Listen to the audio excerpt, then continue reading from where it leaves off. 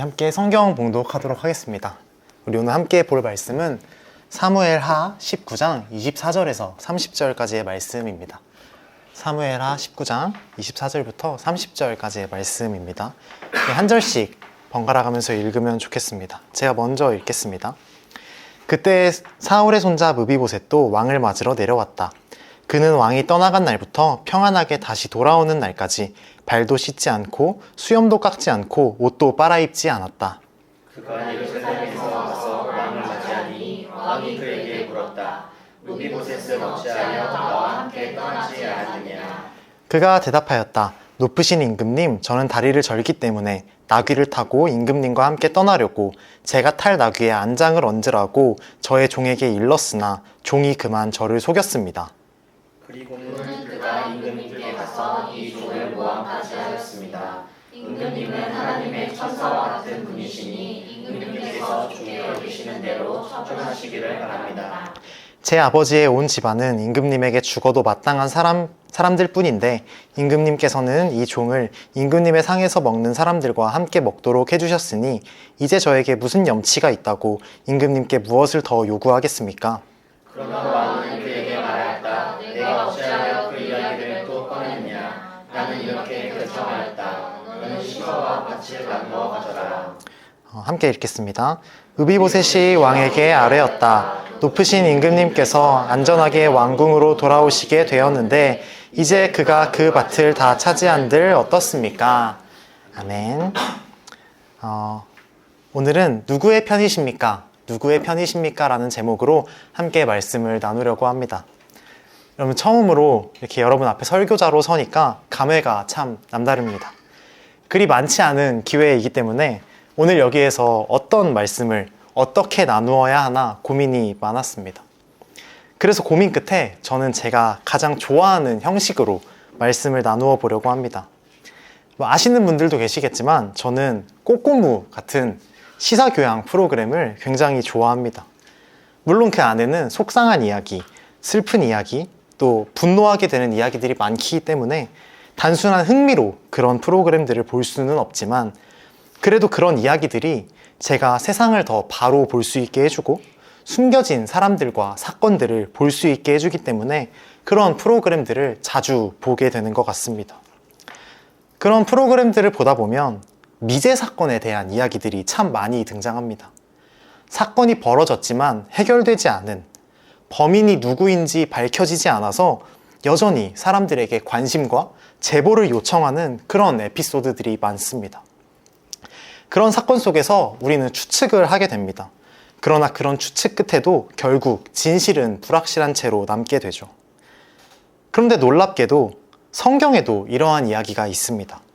누가 거짓말을 한 것인지, 누가 진실을 말한 것인지, 누가 거짓말을 한 것인지 성경은 끝까지 말해주고 있지 않은, 확실하게 말해주고 있지 않은 그런 사건이 있는 것이죠.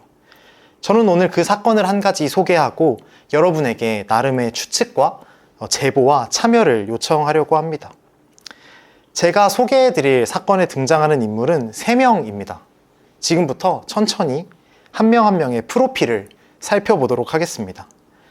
중간중간 성경 구절들이 나올 텐데 제가 그 프로필들을 증명하는 그런 근거 구절입니다. 그것들을 다 읽지는 않겠으니 그냥 참고 부탁드리겠습니다. 이 이야기에 등장하는 첫 번째 인물은 바로 다윗입니다. 우리가 다 잘 알고 있는 인물이죠. 이스라엘 왕국의 두 번째 왕이자 여전히 이스라엘 최고의 왕으로 여겨지는 인물입니다. 우리나라로 치면 세종대왕 같은 위인이라고 볼 수 있겠습니다. 그런데 그 영향력은 다윗의 것이 훨씬 더 크죠. 아모스서에서는 이스라엘의 회복을 예언하면서 다윗의 초막을 일으키겠다라고 하십니다. 이 말은 이스라엘과 다윗을 거의 동일시하고 있는 것이죠. 또 오늘날 우리가 알고 있는 이스라엘 국기에 있는 그 별도 우리는 다윗의 별이라고 부르고 있습니다. 이처럼 다윗은 이스라엘 그 자체인 사람이었습니다. 게다가 사도행전에서는 다윗을 하나님의 마음에 맞는 사람이었다고, 옛날 번역으로는 하나님의 마음에 합한 자였다고 표현하고 있습니다. 하나님의 마음이 곧 다윗의 마음이고 다윗의 마음이 곧 하나님의 마음이라는 이야기를 성경이 하고 있는 것입니다. 다윗은 이처럼 위대한 왕이자 하나님을 믿고 따르는 충실한 하나님의 종이었던 것이죠. 우리가 살펴볼 두 번째 인물은 바로 므비보셋입니다. 므비보셋은 우리에게 그리 익숙한 인물이 아닐 겁니다. 성경이 이 므비보셋을 처음으로 언급하는 구절은 사무엘하 4장 4절 말씀입니다.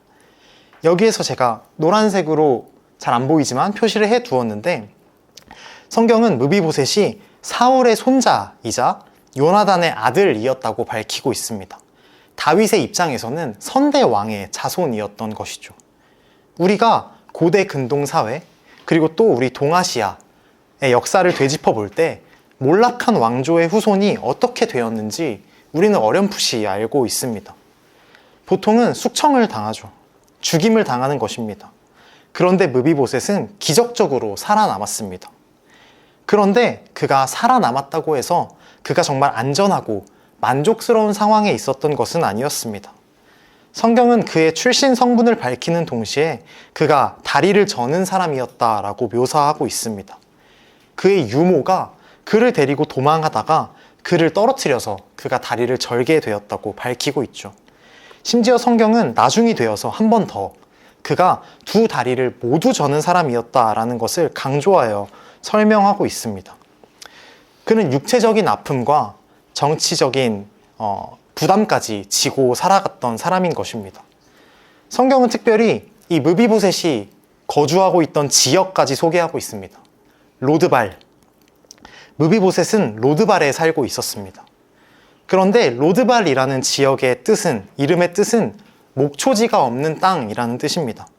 척박하고 메마른 땅, 풀이 나지 않는 땅, 그곳이 바로 로드발이었습니다. 므비보셋은 그곳에서 지내고 있었습니다. 그의 인생을 그대로 보여주는 지역이라는 생각마저 듭니다. 다리를 저는 몰락한 왕조의 후손인 므비보셋은 그곳에서 아들 한 명과 지내고 있었습니다. 마지막으로 소개해드릴 인물은 바로 시바입니다. 이 시바라는 사람은 사울 왕의 집에서 종으로 지내던 사람이었습니다. 그런데 이 시바라는 인물이 상당히 독특합니다. 다윗이 사울의 집안에서 이제 남아있는 사람들을 찾을 때 가장 먼저 언급이 되고 가장 먼저 왕궁에 도착하는 사람이 바로 시바였습니다.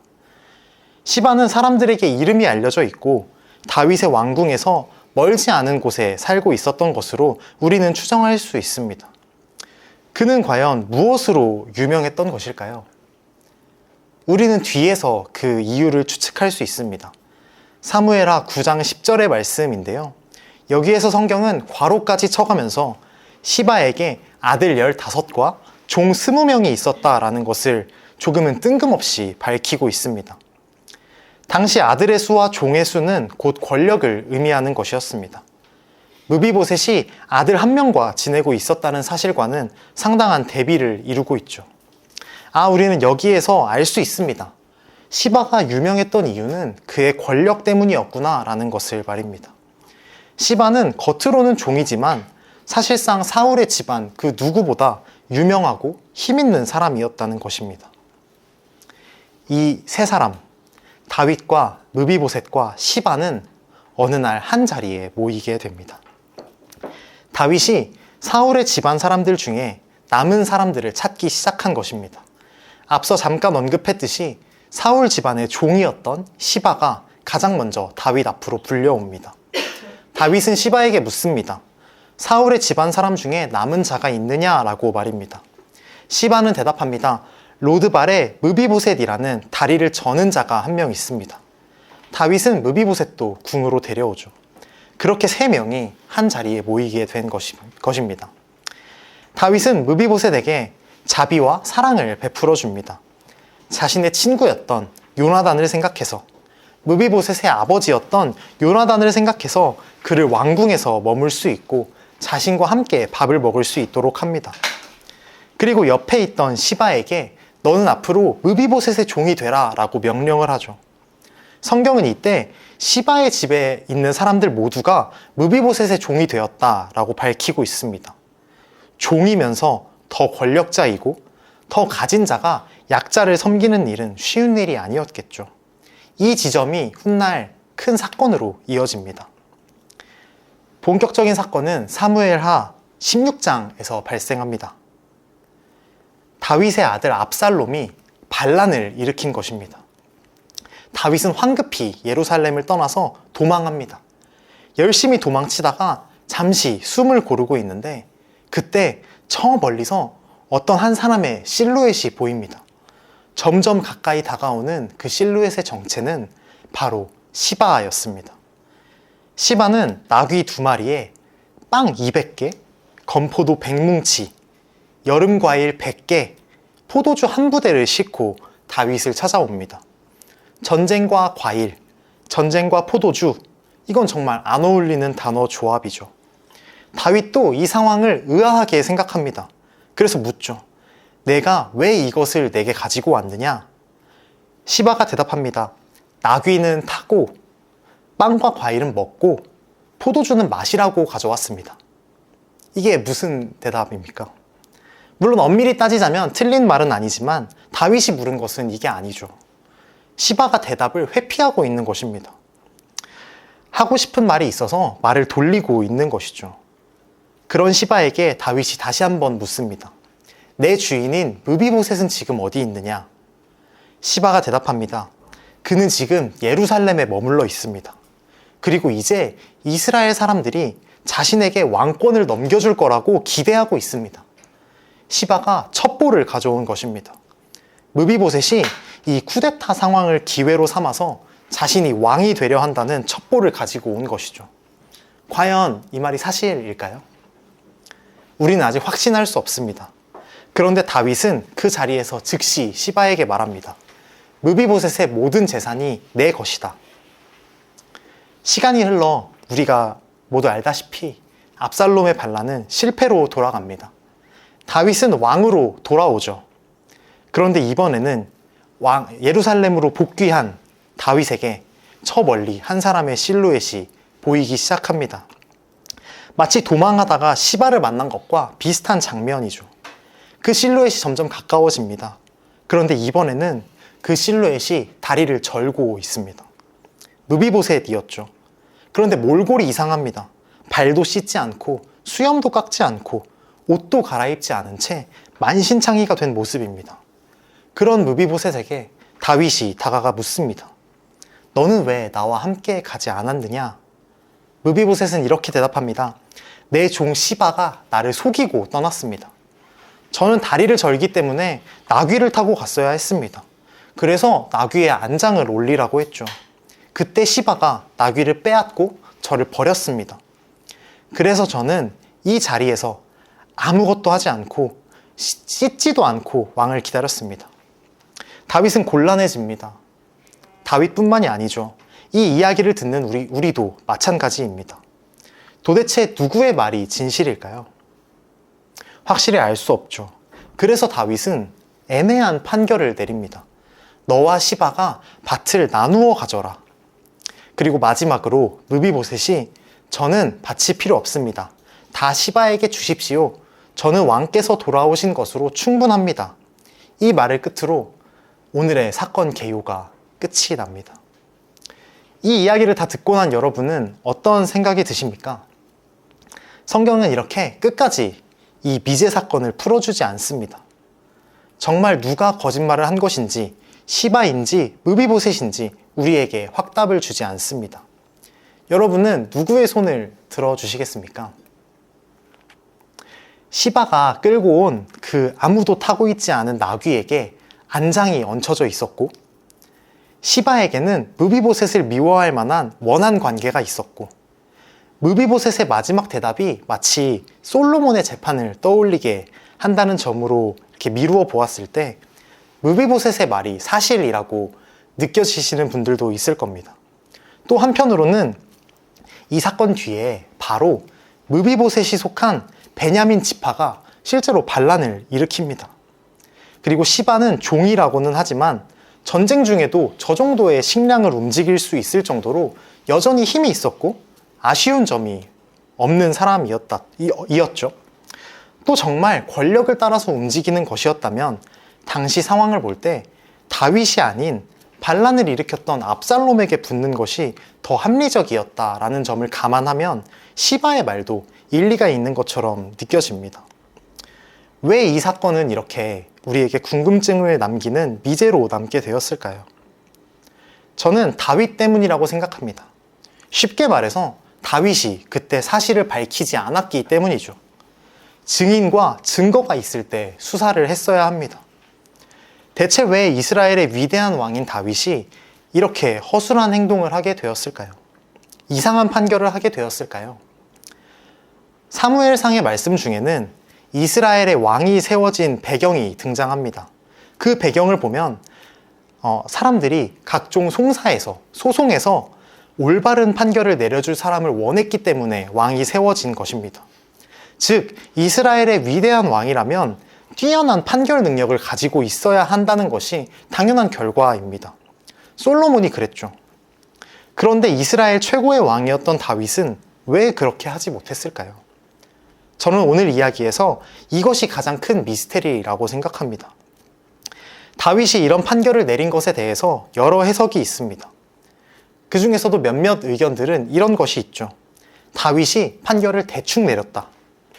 혹은 다윗이 므비보셋에게 실망했다, 화났다. 아니면 왕권을 회복한 다윗은 사실 이런 일에 큰 관심이 없었다. 이런 의견들이 있습니다. 아마 여기에서도 그런 것 같다라고 생각하시는 분들이 계실지도 모르겠습니다. 하지만 저는 그런 의견들에 조금 동의하기가 어렵습니다. 그 근거는 사무엘하 21장 7절 말씀입니다. 우리 함께 읽어보면 좋겠습니다. 그러나 다윗은 사울의 아들인 요나단과 그들 사이에 계시는 주님 앞에서 맹세한 일을 생각하여 사울의 손자요 요나단의 아들이 므비보셋을 아껴서 빼놓았다. 아까 잠시 이야기했던 것처럼 므비보셋이 속한 베냐민 지파가 반란을 일으켰고 다윗은 그들을 처벌해야 했습니다. 그때 다윗은 므비보셋을 아껴서 빼놓았다라는 이야기를 하고 있는 것이죠. 이 뒤에 말씀을 보면 사울의 다른 자손들은 모두 처벌을 받습니다. 다윗은 정말 딱 므비보셋만 빼놓았던 겁니다. 다윗은 므비보셋을 끝까지 아꼈습니다.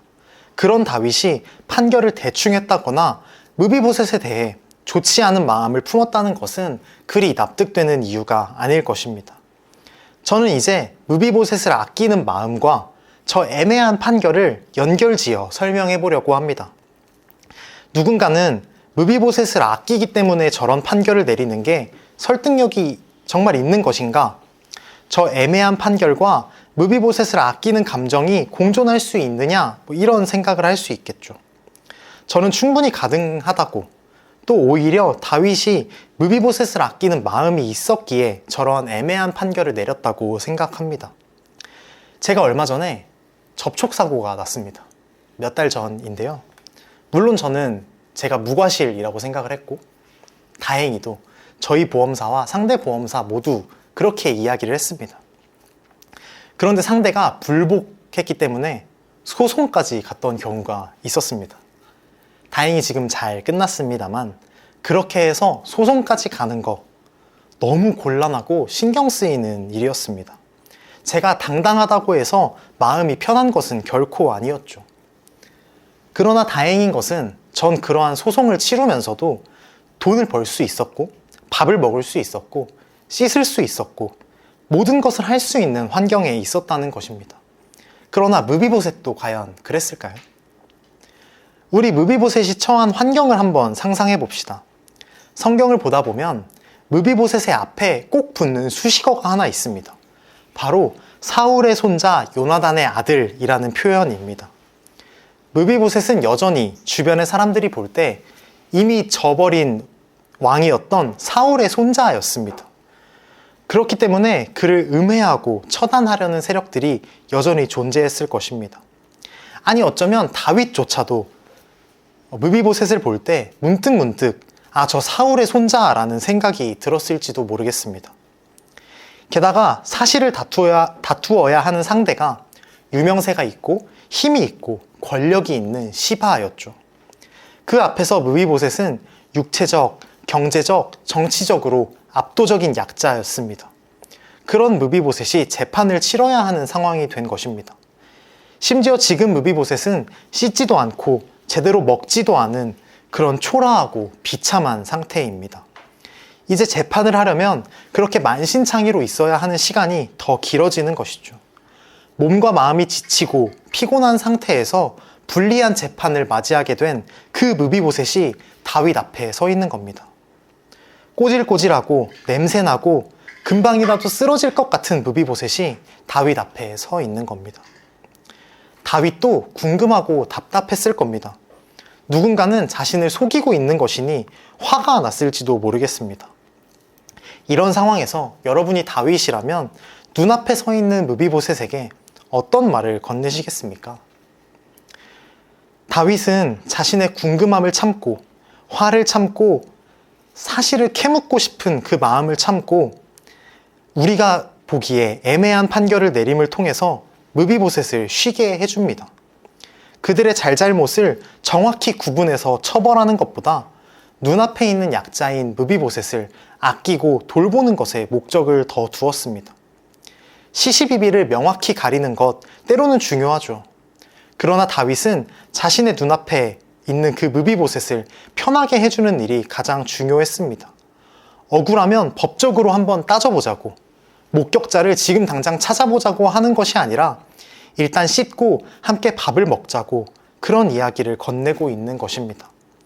저는 이 다윗의 애매한 판결에는 법보다 사람을, 판단보다 사랑을 중요하게 여기는 다윗과 성경의 시선이 있었다라고 해석합니다.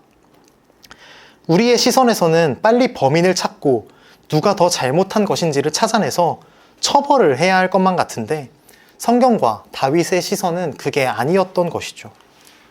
분명 다윗의 이런 애매한 판결은 우리의 눈으로 볼 때 답답합니다. 여기에 시원한 권선징악은 없습니다. 시바에게도 무비보셋에게도 반반의 재산을 나누어 주었으니까요. 그런데 다윗이 귀찮아서 저런 판결을 한 것이 아니라 그 판결 아래에는 무비보셋을 아끼는 마음이 있었다라고 우리가 성경을 보는 것이 우리가 성경을 더 폭넓게 보게 해줍니다. 깊게 따뜻하게 볼 수 있게 해줍니다. 금방이라도 쓰러질 것 같은, 무너질 것 같은 무비보셋을 걱정했던 것이죠. 성경의 시선, 다윗의 시선은 여기에 있습니다. 또 그것이 하나님의 마음입니다. 정답을 따지는 것보다 중요한 것이 눈앞에 있는 약자를 품어주고 그의 편에 서는 것이 하나님의 마음입니다. 이런 이야기를 하면 조금 의아하게 생각하는 사람들이 있을지도 모르겠습니다. 약자인 게 그렇게 중요한가? 정확한 팩트를 가리는 것이 더 중요하지 않은가? 이런 생각을 하시는 분들도 계시겠죠. 그러나 여러분, 그것이 복음이지 않습니까? 솔직히 말해서 우리는 시바보다 무비보셋에 더 가깝습니다. 가진 것도 많지 않고 억울한 일을 당해도 적극적으로 변호할 힘이 없습니다. 때로는 방 안에 갇혀서 아무것도 할 수 없는 무기력 속에 그저 눈물 흘리는 수밖에 없죠. 무비보셋이 했던 것처럼 씻지 않고 옷도 갈아입지 않고 있는 것이 우리의 억울함을 증명할 유일한 수단처럼 느껴질 때도 있습니다. 저는 무비보셋이 했던 행동을 보면 생각나는 장면들이 몇 가지 있습니다. 얼마 전에 한국 옵티칼 해고 노동자인 박정혜 님이 공장 옥상에서 600일간의 고공 농성을 마치시고 땅으로 내려오셨습니다. 600일이요. 제가 했던 군 생활보다 긴 시간을 그 좁은 공장 옥상에서 이 더위를 견디며 버티신 겁니다. 그런데 그 정도 해야 조금의 시선과 조금의 공감을 받는 것이 우리가 처한 현실입니다. 게다가 우리가 처한 그 아픔의 원인이 우리의 잘못이 아닐 때가 더 많죠. 세상의 악함이나 누군가의 실수 때문일 때가 훨씬 많습니다. 방금 이야기했던 그 박정혜 님도 어떠한 잘못도 없이 세상의 악함 때문에 옥상에 올라가게 되었습니다. 무비보셋도 마찬가지입니다. 그의 잘못은 어디에도 없습니다. 무비보셋의 유모가 그를 떨어뜨리고 무비보셋이 어릴 때부터 위험한 출신 성분을 지니고 있던 것도 나라의 정치적 상황 때문이었죠. 그의 탓이 아니었습니다. 우리는 이렇게 세상의 악함과 우리의 연약함 속에서 불안해합니다. 그때 하나님이 찾아오십니다. 우리의 잘잘못을 따지기 위해 오시는 것이 아니죠. 예수님은 우리를 무섭게 하기 위해 오신 것이 아닙니다. 우리가 약자이기 때문에, 우리에게는 힘이 없기 때문에 우리의 편이 되어주시기 위해 오신 겁니다. 누군가는 약한 게 대수냐고 하겠지만 하나님 나라에서는 약한 것이 대수입니다.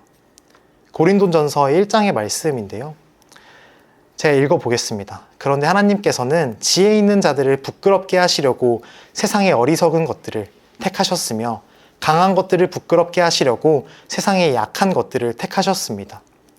하나님은 일부러 약한 것들을 택하시고 어리석은 것들과 비천한 것들, 아무것도 아닌 것들을 택하십니다. 그것이 복음입니다. 우리는 저 미제 사건의 결말을 영원히 모릅니다. 실제로 정말 무비보셋의 마음속에 어떤 야망이 있었을 수도 있겠죠. 그리고 그것처럼 우리의 마음속에도 악한 것들이 있을 수 있고 스스로 생각할 때 내가 하나님께 구원받기에 한없이 모자란 사람처럼 느껴질 때도 있습니다. 그러나 하나님은 다윗이 무비보셋을 아꼈던 것처럼 어떠한 것도 묻지 않으시고 우리를 아껴주십니다.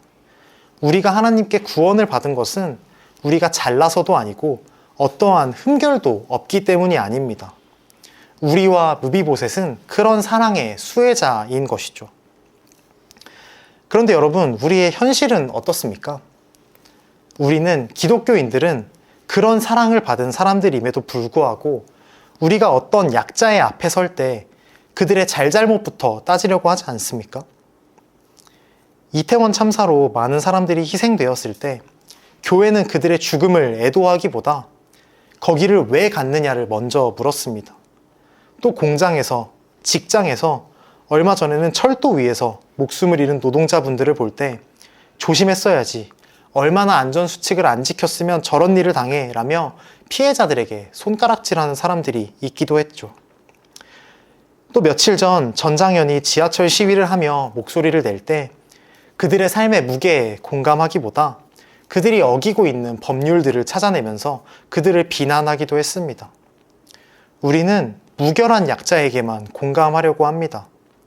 여러분, 그러나 성경은 그렇게 말하지 않습니다. 성경은 하나님은 약자의 잘잘못을 따지지 않고 단지 약하기 때문에 약하다는 이유 하나만으로 그의 손을 잡아주시고 우리의 편이 되어주십니다. 우리는 공동체 안에서도, 가족 안에서도, 더 크게는 세상 안에서도 이 사실을 기억하며 살아가면 좋겠습니다. 우리 주변에 상대적인 약자가 있다면 그냥 그들을 품어주고 사랑합시다. 판단하고 잘잘못을 따지기 전에 먼저 그들을 품어줍시다. 말씀을 정리하겠습니다. 다윗의 판결은 분명 애매했습니다. 반반의 판결이었죠. 그러나 그 판결 안에 있었던, 애매함 속에 있었던 다윗의 배려와 사랑을 우리가 찾을 수 있으면 좋겠습니다. 다윗에게 주어진 최우선 과제는 진실을 밝혀 누군가를 처벌하는 것이 아니라 무비보셋을 빨리 그 상황에서 꺼내주고 그를 씻기고 편하게 만들어주는 것이었습니다. 그를 아꼈으니까요. 성경에 평생 풀리지 않는 미스테리를 남기더라도, 자신이 내린 애매한 판결이 성경에 그대로 남아버리더라도 그에게는 더 중요한 것이 있었습니다. 이건 분명히 예수님께서 보여주신 사랑과 유사합니다. 예수님은 우리의 편을 들어주시기 위해 이 땅에 오셨고, 심지어 십자가 위에서조차 하나님 앞에서 우리의 편을 들어주셨죠. 우리는 예수님의 그 십자가로 말미암아 하나님께서 확실한 우리의 편이라는 것을 증명받았습니다. 우리가 억울함을 증명하지 못해도 하나님이 이미 우리의 편을 드셨습니다. 사랑하는 여러분, 우리는 그 사랑을 기억해야 합니다. 그리고 우리는 그 받은 사랑을 기억함을 통해 우리도 세상 속에서 약자의 편이 되어야 합니다. 약자들의 잘못을 지적하고 싶은 마음, 그들의 시시비비를 가리고 잘잘못을 따지고 싶은 마음, 약한 존재들을 심판하고 싶은 마음, 그 마음들을 내려놓고 약한 사람들과 약한 존재들의 편이 되어줍시다. 여러분은 누구의 앞에 서시겠습니까? 누구의 앞에서 어떤 질문을 던지시겠습니까? 누구의 편이 되어주시겠습니까? 고민하고 실천하는 우리가 되기를 소망합니다. 우리 함께 기도하겠습니다.